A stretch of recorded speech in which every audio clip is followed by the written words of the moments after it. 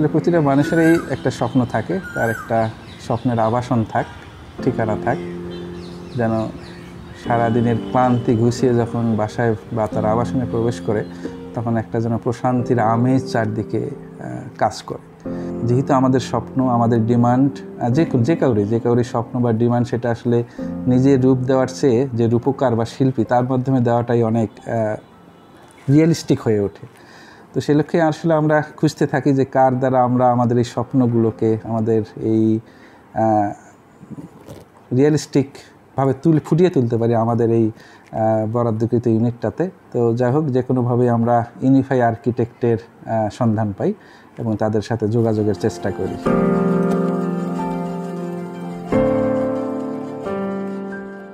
আমাদের living room, dining room এবং চারদিকের scenario যেন মোটামুটি একটা ওপেন স্পেসে থাকে, সবগুলো যেন একটা আরেকটার সাথে কানেক্টেড থাকে। সো আমরা আমাদের সেই কথাগুলো যখন সলিমুল্লাহ সাহেবকে বললাম এবং উনি আমাদেরকে যে আশ্বাসটা দিলেন যে ওনার উপর কিছুটা ছেড়ে দিতে, আমাদেরও কিছু মতামত দিলেন, ওনারও কিছু মতামত থাকলো। সো উনি আসলে আমাদের কিছু ডিজাইন দিলেন। সো ওনার প্রাথমিক যে ডিজাইনগুলো ছিল সেগুলো দেখে আমাদের আসলে পছন্দ হয়ে গেছে।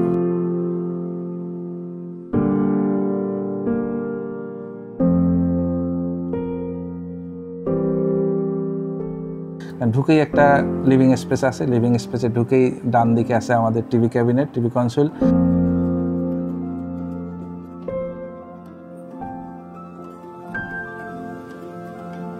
তার পাশে আছে বুকশেলফ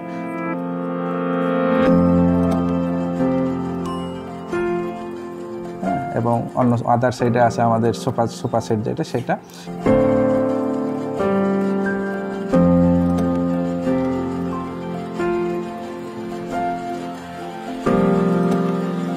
এবং তারপরেই দেখা যাচ্ছে যে আমাদের ডাইনিং রুম ওখান থেকেই দেখা যাচ্ছে এবং ডাইনিং রুমের পরেই আমাদের একটা মোটামুটি সাইজের একটা বারান্দা আছে, ওপেন স্পেস আছে এবং সেখান থেকে ন্যাচারাল বা প্রকৃতি সেটা আমরা ইজিলি অবলোকন করতে পারি।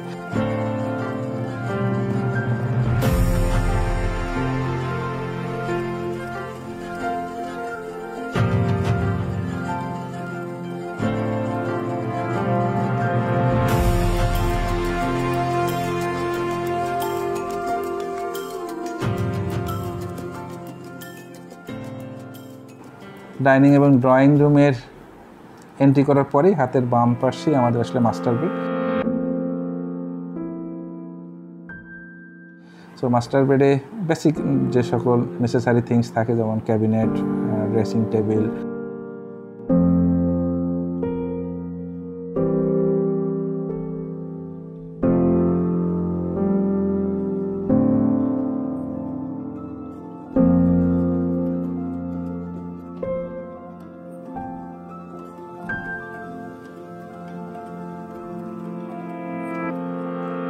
আর একটা খুব ইম্পর্টেন্ট জিনিস ওনারা আমাদের সাজেস্ট করেছিলেন যে বিভিন্ন ধরনের কলাম বা উঁচু নিচু যে জিনিসগুলো ছিল সেগুলোকে ঢেকে দেওয়ার জন্য একটা সুন্দর লুক নিয়ে আসার জন্য প্যালমেটের সাজেস্ট করেছিলেন। তো সেটা আসলে করার পরে লুকসটা আসলে রুমের অন্যরকম হয়ে গেছে, অনেক সুন্দর লাগছে।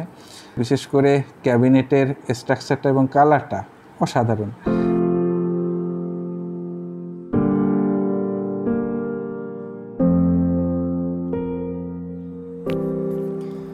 আমার একটা স্বপ্ন ছিল যে আমার নিজের একটা অনেক সুন্দর একটা রুম থাক।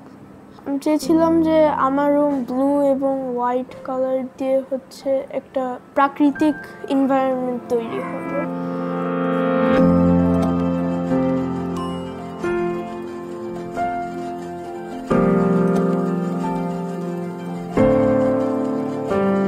সলিমুল্লাহ আঙ্কেলের সাথে আমি আমার স্বপ্নটা শেয়ার করি। আমি চেয়েছিলাম যে আমার পিসি ডেস্ক আর আমার পড়ার টেবিল একসাথে কম্বাইন হয়ে একটা এল শেপ টেবিল হবে, আর সলিমুল্লাহ আঙ্কেল ওইটা বাস্তবে পরিণত করে।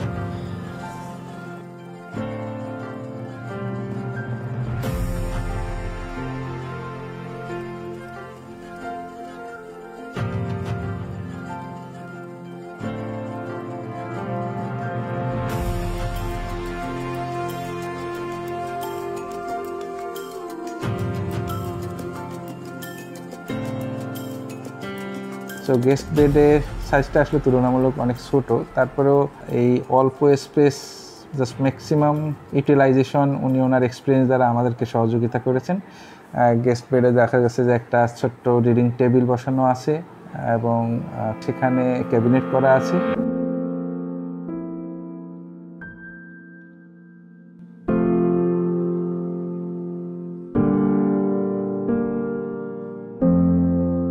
একটা বাসার বা ইউনিটের খাদ্য যোগানের মেইন যে জায়গা বা প্রিপারেশনের যে জায়গা সেটা হলো কিচেন। সেই কিচেনে যে আমার ওয়াইফ আছে বা যারাই থাকে যে কোনো বাসায় তার জীবনের অনেকটা সময়ই কিচেনে পার করতে হয়। তো সেখানকার পরিবেশ বা এনভায়রনমেন্ট বা লুক যেটা সেটা যদি অ্যাট্রাকটিভ হয়, রিয়েলিস্টিক হয়, তাহলে সেখান থেকে কাজ করার আগ্রহ থাকে এবং মনোনিবেশ করতে পারে প্রপারলি কাজগুলো করার।